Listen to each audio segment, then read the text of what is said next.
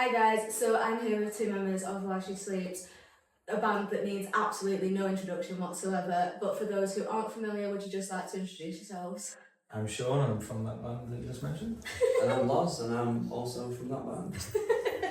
Okay, so While She Sleeps is quite a unique band in many different ways. You've always been a fan of doing everything yourselves, like recording yourselves, building your stage setups yourself. Is that a route you've really enjoyed going down?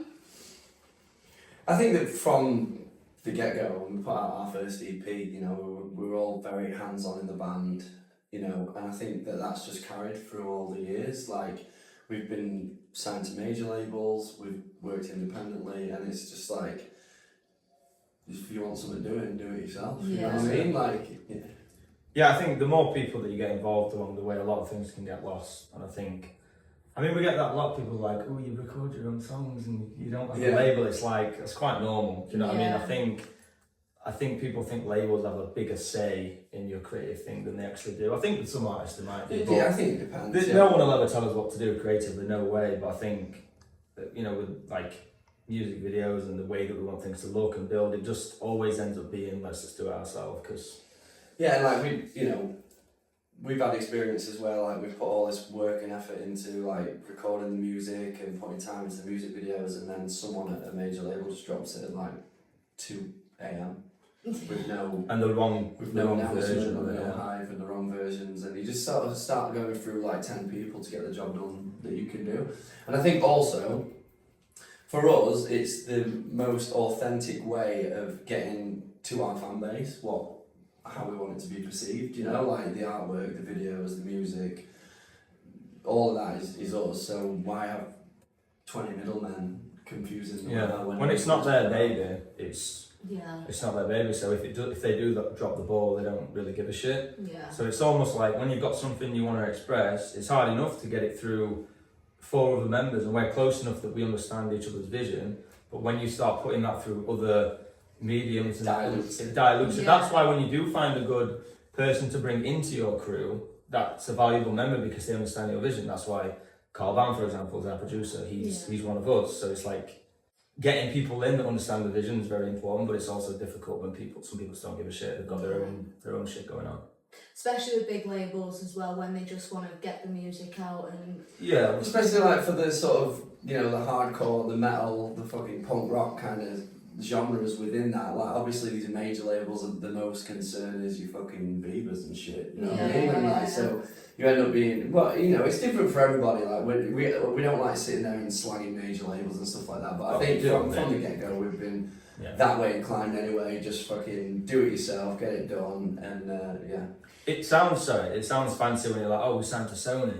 It's like you don't really sign. Sony's it's an enterprise, it's a brand. But you don't sign to Sony, you sign to a group of people that work for Sony. Yeah. And those people represent your band, so it's the facade of the big name is decoration to the people that you work with, do you know what I mean? If you got any more mics, more. But yeah, fuck them. Yeah, fucking do it yourself. Just do it yourself. I think it's just whatever works best for bands, like everyone's personal circumstances. And you need the infrastructures of labels. We still use infrastructures and the distribution and things like that. But we've catered it to make it work for us the best way possible. So obviously you guys launched Sleep Society on Patreon, and I think that was such an innovative way of getting your fans involved. The reception for that was massive, like everyone went mad for it. How have things been since you launched Sleep Society? Like how are the fans perceiving it?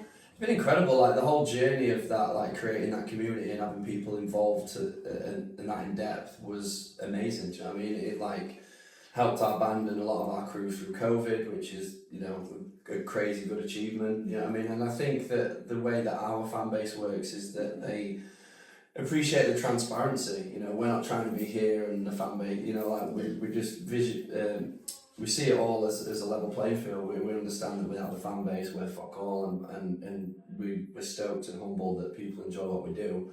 So for us, it was about trying to deliver the message with Sleep Society of like where the industry kind of is at and how it's changed so much over the last 10, 20 years. Yeah. And as usual, our fan base responded amazingly. Yeah. I think one of the things we didn't consider is that when we're doing all this stuff independently, music videos, trying to record the music, being out on tour, how much it would sort of continuing that would be an extra, like a huge extra thing that we have to all put energy into. And that was maybe one of the things for me that was sort of overlooked, that ended up being like another job in itself. Yeah, like another thing that we had to make happen. But yeah, like I said, the results from that and the message and the fan base, it was all crazy positive. I think now in retrospect, when you look at everything that we did with it, it's nice because what it did was, what we essentially wanted it to do is to remind people that music nowadays is becoming less valuable. Yeah. So like if you do want music to be made, the bands need to be supported in some way. Yeah. So that whole Sleep Society thing that we did is now, we've left a mark, at least trying to get that out there. That it's just so disposable, and it's such a bad thing that's happening because it's so music is so expected. It's expected fast and free, and no one buys music anymore, and it's just so. It's a reminder. Streaming platforms are the worst because like bands earn peanuts from streams, don't they? Yeah, exactly. I think like I was saying earlier about like the genres that are sort of around what we do, like your punk rock, your metalcore, whatever it is. I think fans of these genres are great at like supporting their artists. They will pick up vinyl, they will grab a shirt at the show, do you know what I mean? And that's all extra on top of your ticket price. So I think we're lucky in that respect that the people that are involved in those genres, they fully understand that. And like if they're fans of those bands, they know that that's how it goes down. Yeah. But I think it's like when you get to sort of your huge radio bands and you go to like big sort of arena shows, that's when it kind of drops off for artists. But then again, those artists are probably making a lot more through being as big as they are. So, you know, I think it kind of levels out at some point, but yeah, it's great that fans of these genres understand that what it means to bands like ours to have that support. Do you think you'll keep Sleep Society going regardless of how big Sleep's get in the future? It's still going now, but we've downsized it because, like Loz says, like it kind of did its purpose, but over time the workload of actually keeping up the content and the fulfillments that we said was a little bit too much.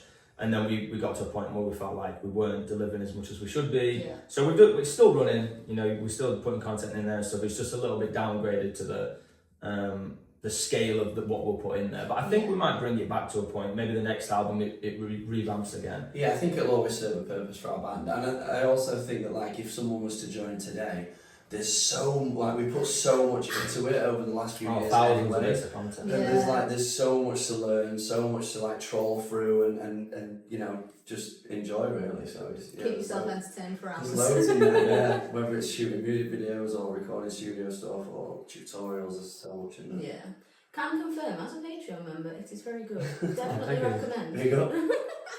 So earlier on this year, you released an album titled Self Hell. What's the fans' reception for that been like? Has everyone been enjoying it? I think that we know on the lead up to putting it out that it might ruffle a few feathers because we actually wanted it to be different. Yeah. And I'm sick of hearing bands want to sound like a mixture of Korn meets Deftones. Yeah. Because that's like everybody wants to sound like that right now. Gonky riffs and clean like Deftonesy. Yeah. So for me anyway, it was about trying to create something that stood on its own, that was different, but also gave us like a nostalgic feeling and lent towards stuff that we maybe grew up with or have really enjoyed in the past. So and I think like for me it did that, you know, like I think it's great. Like Loz, those bands already exist, you know what I mean? Like I think I think everyone is, I don't know, I'm not the best one to ask now because I don't listen to that much heavy stuff as much as I used to. Maybe this is why, I don't know. I think everyone's wanting to be, where the success is where people are gravitating towards, which is obviously hard not to, you know, play games in that because that's just what happens. You're like, that's fashionable and then people try and do it. But so much so that all the hot bands right now are almost merging into a similar sound. I'm not saying we're not part of that, but I think we're consciously trying to not be. Yeah. And I think Self Hell was a perfect example of us trying some crazy shit.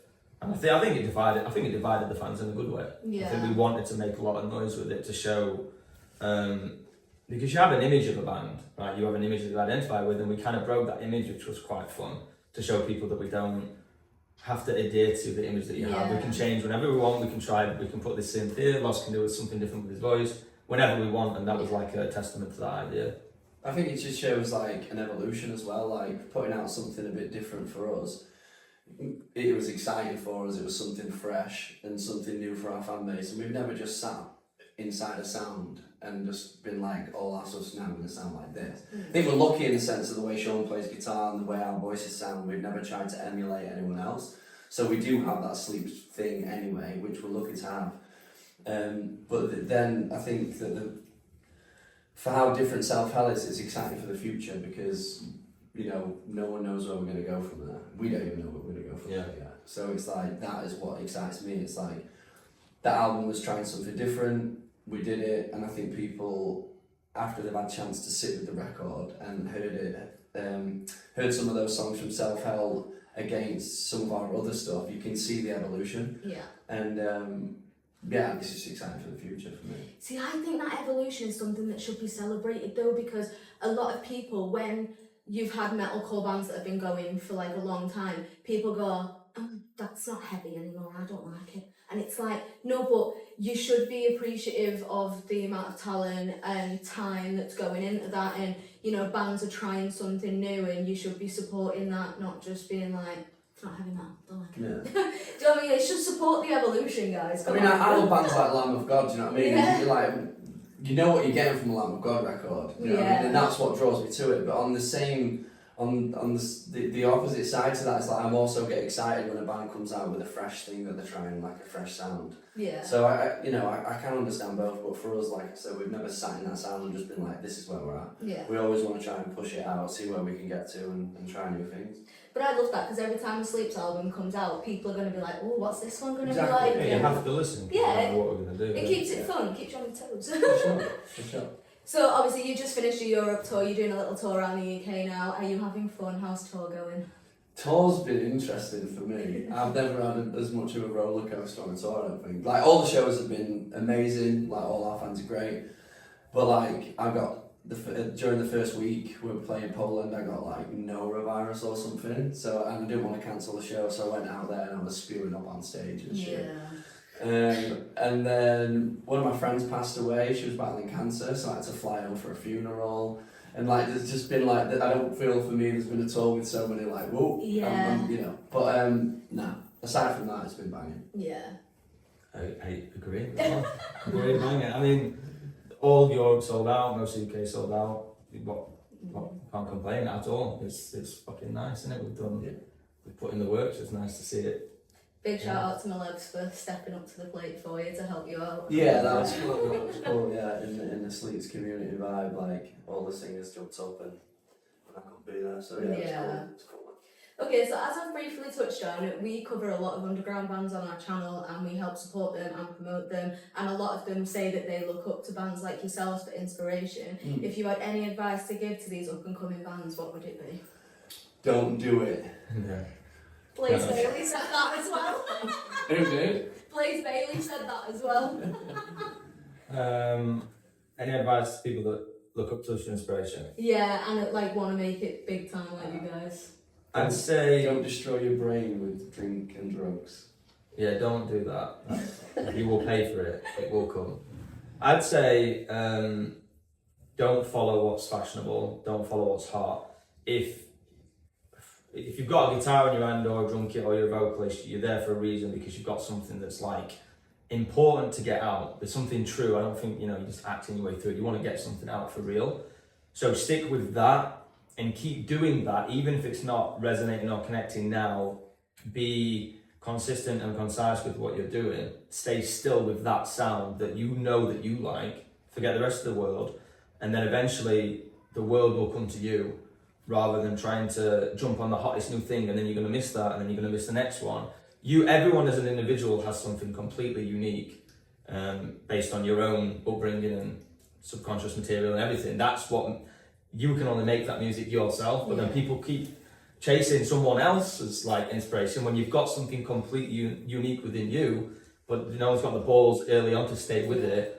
I could have stayed with it earlier on, but you do get sidetracked. But that would be my advice: stay with what you really like personally, and the world will eventually come to you. Yeah, I think if you just talking specifically about being in a band, like if you're passionate about it, like it will happen. You know what I mean? If you dedicate time and effort into getting where you want to be, it will happen. And if you want to be in a touring band, like don't be a bitch. It's not sunshine and roses, you know what I mean? It can be really tough, especially when you're starting out, like living in the back of a van and like not eating well and drinking and all that shit. But like I said, if you're passionate about it, stick with it because it'll happen for you. Yeah, it's, you almost can't fit. If you genuinely do want to do it, then there's nothing we can say that's going to stop you really, or it's going to happen if you just want to do it.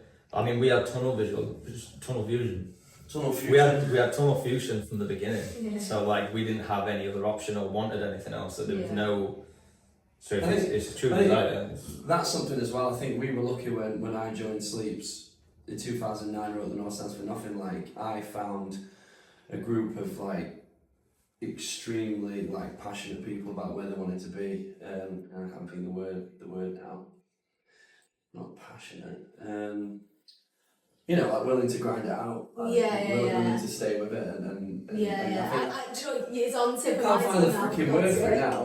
dedicated. Dedicated. And sometimes, like, if you have a vision for a project and you want to be in a band and stuff like that, you can waste time with people who aren't as dedicated as what you are. So I'd maybe say that as well. Like, if people aren't pushing as much as you and you really want it, like. That's a common thing with bands starting out, isn't it? Like you've got a singer but he's not turning up, or you've got a bassist and he's not coming to practice, or there's always someone that can't be asked. Yeah. And I think we were lucky enough to find each other and be like, we all want to do it, there's nothing else we want to do, and then off you go. Just need to chop off the dead weight. Yeah, unfortunately, yeah, you do. I mean, it's true, like, there's an underground band that we were working with last year and the singer just kept not turning up. They got a new singer now. I saw them the other day and I was like, whoa, where did this come from? Do you know what I mean? It's like, sack off the dead weight. If you're not in it for the long haul, get out. Because it is a long haul. Well, mind you, some bands are fucking popping up like no these days, so it is different. Yeah. So it is different these days, but the landscape of our band grows now has completely changed to when we came through. So. Oh, bro, you blink and they're fucking doing arenas. You know what I mean? So it is different. Yeah. I think a big part of that though is social media, like TikTok, and because now you could literally post 5 videos on TikTok and go viral. Like, for it's sure. that easy. And like it's like I said, the landscape's completely changed. Like we were cutting our teeth in like grassroots venues, and we got for ages before we got a break and stuff like that. You know, in your lovely little van that kept breaking down. Yeah, that's it. And that was how we learned to play live shows, and that was our craft and what we wanted to do. But like, you know, shit changes. But yeah. Well, thank you so much. That's been really inspirational, and I'm sure our underground bands would love to watch this. And I'm excited to see what they think. yeah, no problem. But yeah, thank you so much for sitting down with us. We really, really appreciate it, and we're looking forward to the show tonight. Thanks for having us. Thank you. Peace. Bye. Hello. Hiya. We've just done our interview. So interview is done. We are off to a Wetherspoons that's near the venue, but I don't know if you can hear the rain on the car, but it's torrentially raining and it's freezing, and it's a 10-minute walk to the venue, to the Wetherspoons that we're going to. But we were like, Uber. That's it. There's like 2 hours till the bands come on. Yeah, so and we had there was nothing to to actually do after that. It was just basically bide our time. So it's cold in Victoria Warehouse because it's a warehouse. Yeah. So we were like, let's go get somewhere warm. So we're off to Wetherspoons, that's 10 minutes away, so... Yeah, and it's the Manchester United Wetherspoons, the Bishop's Here we Blaze. Hey. Let's go. Shut up. So we're at the Bishop's Blaze, and it is very, very cold and very, very wet, as you can see. Luna's not very happy. We're not very happy because it's also closed because it's match day. United are on. So they've closed the pub while the match is on, which is just stupid, because think about how much money they're going to be losing out on, because there's thousands of people going to O2 Victoria Warehouse tonight that would want to come for a drink. Can't, they've closed. We've just paid for an Uber here and it's closed. So there's another pub just across the road, it's called the Trafford. Fingers crossed that's open, because otherwise we've just paid to come out into the cold for absolutely nothing. Yay. Wonderful. And we now can't get back into Victoria Warehouse till 7:30. Till doors. So let's go. Hopefully we can go in because it's cold. There's a storm on, so let's go. I just don't know why you closed the fucking pub. Yeah, you tell them, Luna. Luna's not very happy. We found somewhere that weirdly does beer, and it's a chippy. It's like a greasy spoon.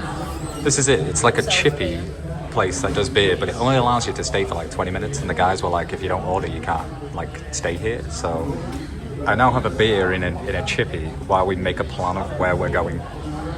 It's just a bit frustrating because online it says that the Wetherspoons is open, so we paid for an Uber to come here, and now even the pub over the road's closed and everything is closed around. Yeah. Which makes no sense. This is it. We didn't realise, unfortunately. So now we're going to have to pay for another Uber to go back into Manchester city centre, to then pay for another Uber to come back to Victoria Warehouse because we can't get in now. Like, we've done our interview and we can only go back in now at doors. Yeah. So we left under the premise of let's go somewhere warm, let's go maybe have a couple of drinks before the gig. Yeah. We've left, and now that means we can't get back in. So now we're in a chippy cum pub.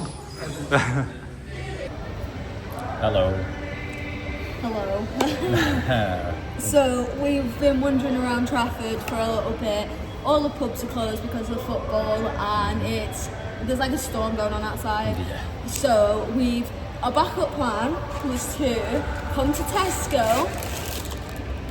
Literally. Right. And we've decided, in our infinite wisdom, I've got a Red Bull. We got a meal deal as well, but Dakota's got a Monster, and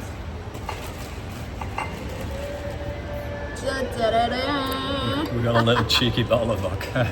Because at this point, everywhere's closed. Yep.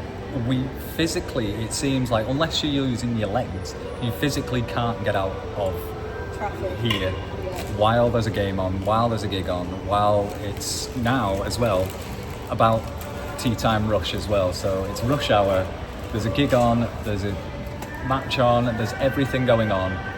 We spoke to the black cabs, we spoke to the Uber cabs, everybody, all of the, literally any taxi, it's like, yeah, it's like 30 odd pound, it's gridlock traffic.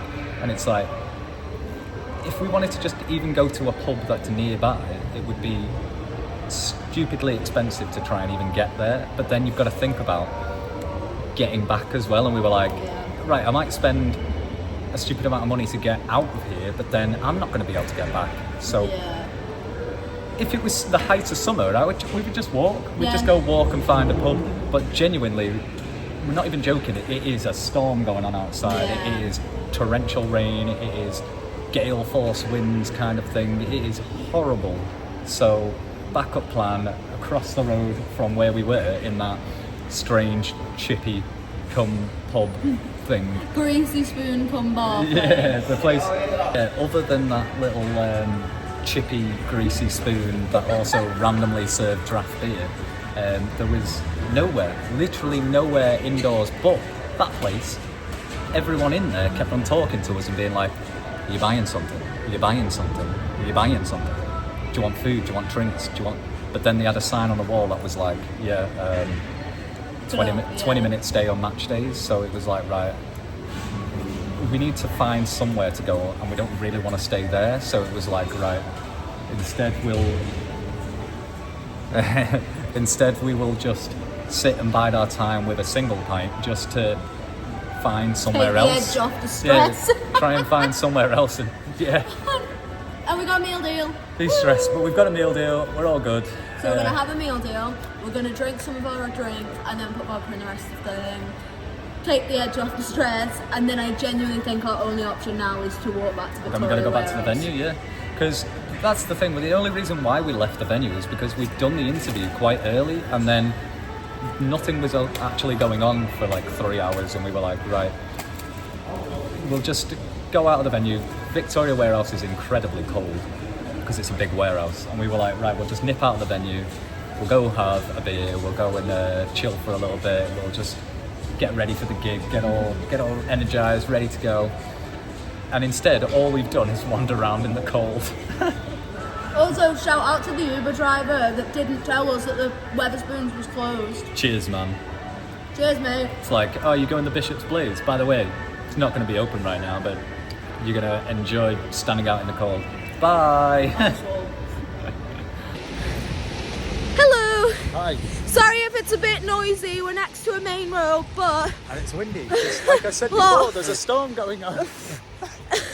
Right, we're on the move again. We sat underneath Tesco near the car park. Sounds so classic. I know, right? Living up to my northern name.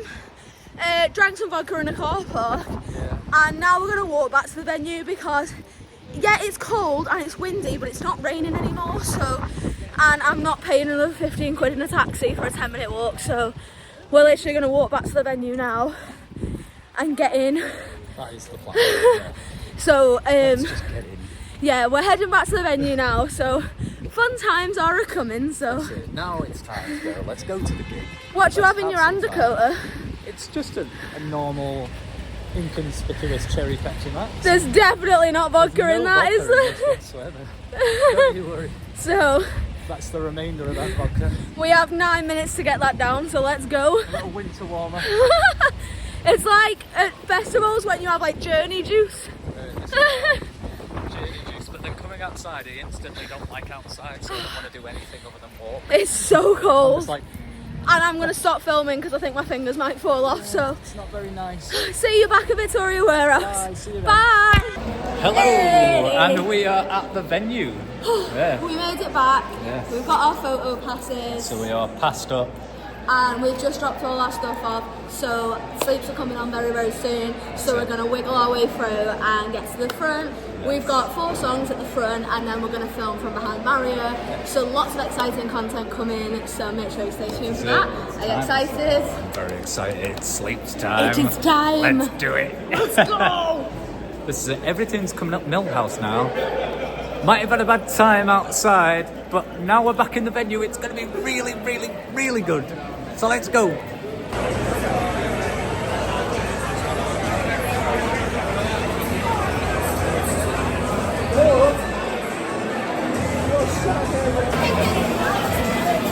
It is time. We are. I've lost Luna. We're going down now.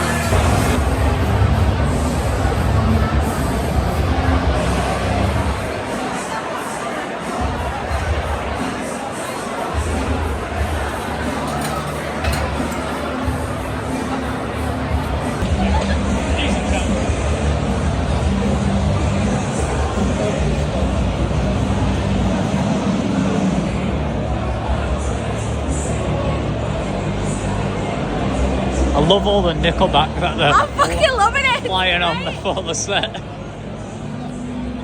Literally, Sleep's come on to Nickelback apparently. Yeah, literally. It's almost time now, like, crowds booming. That's it. Crowd's going for it. We are nearly ready to go.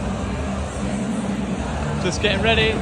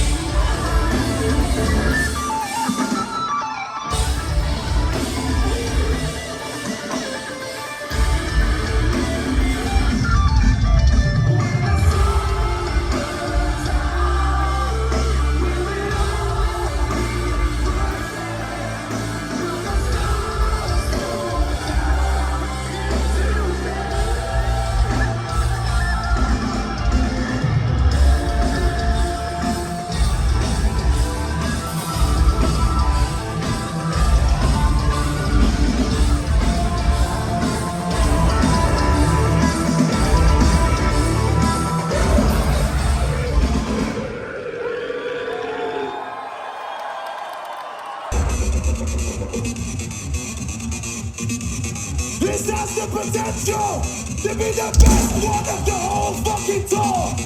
Manchester, get on the fucking ground. Think it's the best fucking one of this whole fucking run. Everybody get low. We don't have all fucking day, motherfuckers. Get low, get low, get low.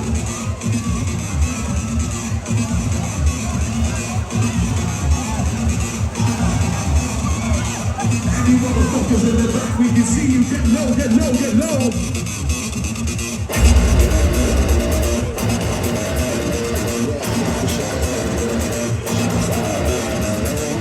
I know that we're on the elements. You gotta see up with the living down.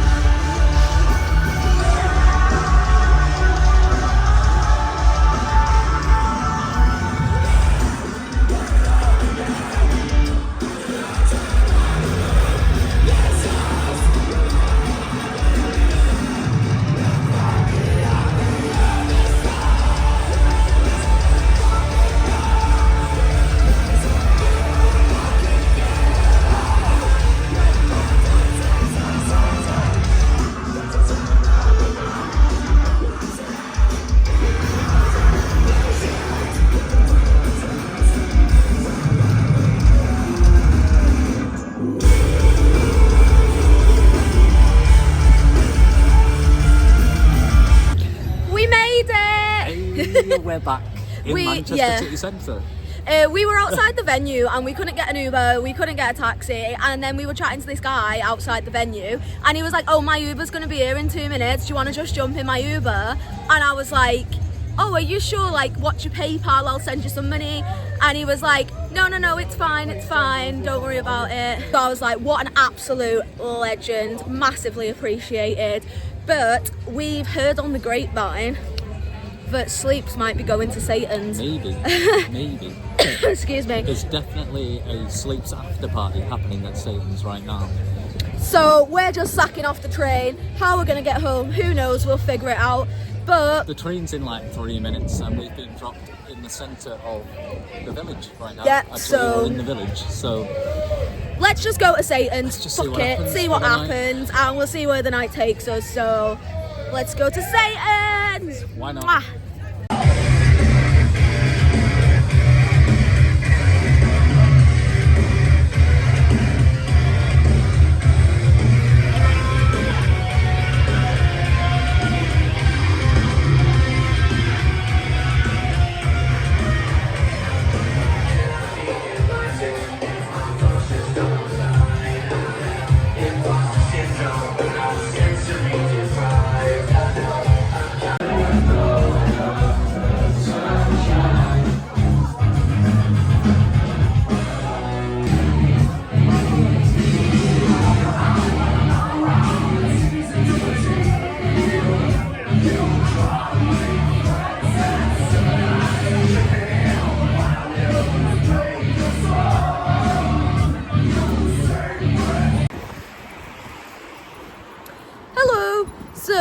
just seen a few clips from Satan's. Obviously it's very loud in there, so there's only so much we can film, and obviously copyright and stuff like that.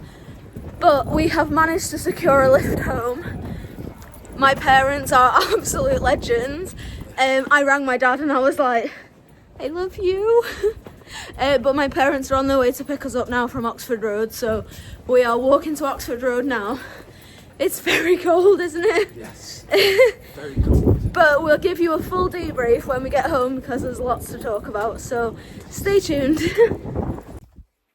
Hello! Hey.